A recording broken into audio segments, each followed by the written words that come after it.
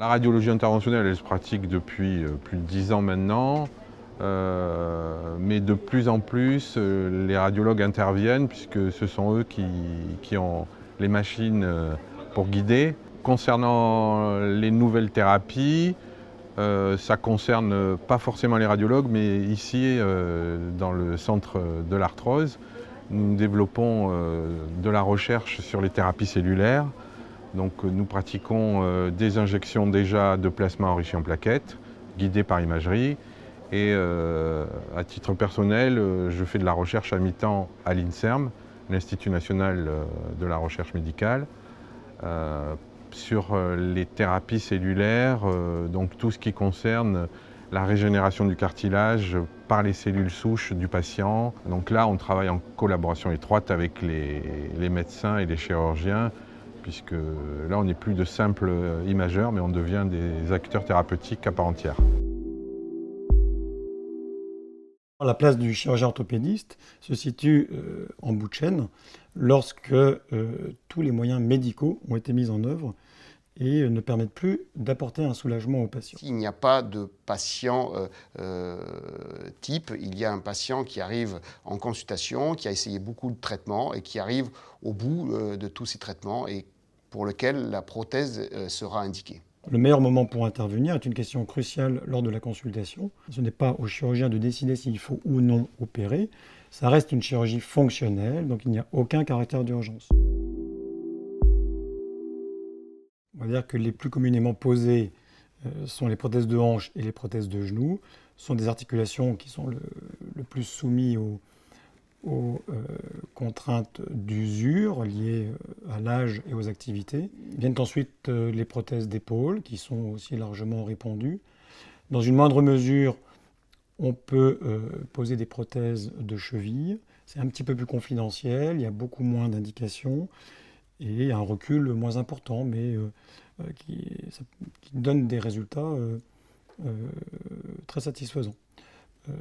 Dans le même ordre d'idées, on retrouve les prothèses de coude ou de poignet.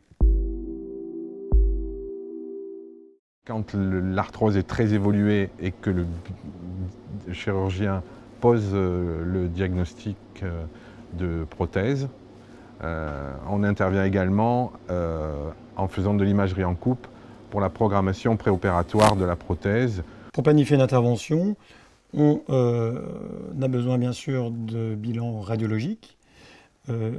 Maintenant, ces documents sont numérisés et on peut faire des planifications avec des logiciels qui permettent de déterminer au préalable la taille des implants ou le type d'implant que l'on veut utiliser.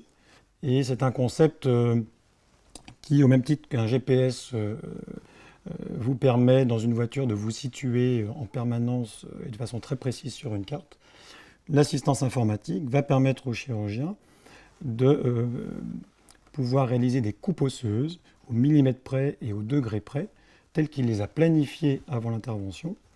Et on sait qu'une prothèse dont le positionnement est optimal aura un résultat meilleur et surtout une meilleure longévité.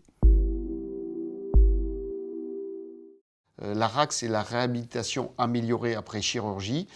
Ça remet au centre le patient et sa pathologie. C'est une nouvelle façon d'organiser les soins pré-, per- et post-opératoires.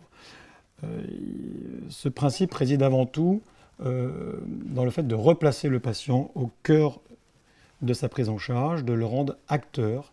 Ce n'est plus un malade passif qui subit les soins, mais c'est un partenaire des équipes médicales et paramédicales. Avec un bénéfice vraiment pour le patient, puisque ça nous a permis de diminuer les complications de ce qu'on appelle le décubitus, donc de l'alitement, qui sont les phlébites, et ça fait même diminuer le taux d'infection, puisque le patient bouge beaucoup plus vite et avec une cicatrisation améliorée au niveau opératoire. Le patient est au centre du problème, on lui explique bien la finalité de son traitement, mais bien sûr cette décision lui appartient avec discussion avec son médecin traitant, le rhumatologue, le médecin physique ou autre médecin qui le prend en charge. Idéalement, pour optimiser cette prise en charge pluridisciplinaire, avoir une unité de lieu de tous ces praticiens permettrait une prise en charge plus efficiente et plus rapide, depuis le dépistage et la prévention de l'arthrose